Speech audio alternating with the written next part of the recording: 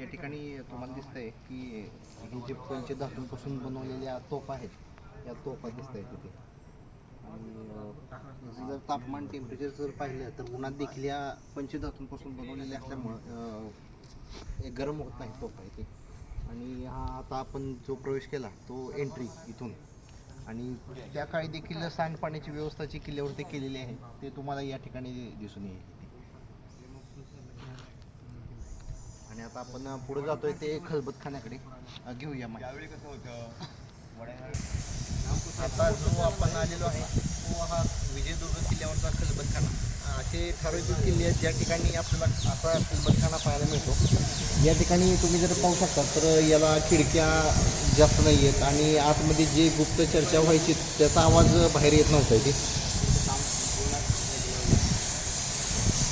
आणि अतिशय मोठं घुमट या ठिकाणी आहे. आणि तुम्ही जर कोपऱ्यावरती उभा राहून जर चर्चा केली किंवा आवाज केला तर इको सुद्धा आहे या ठिकाणी. इको म्हणजे प्रतिध्वनी या ठिकाणी येतात. आणि त्यांच्या वाड्यामध्ये किल्ल्यातून जे म्हणजे अंदर वाटत संभाजी महाराज आले नव्हते. संभाजी अंग तर मग मी तुम्हाला बोललो होतो शिवाजी महाराज ओळखायचे असते आपल्या पायथ्याच्या हनुमंदिर लागलं ते शिवलिंग अंगडी खाली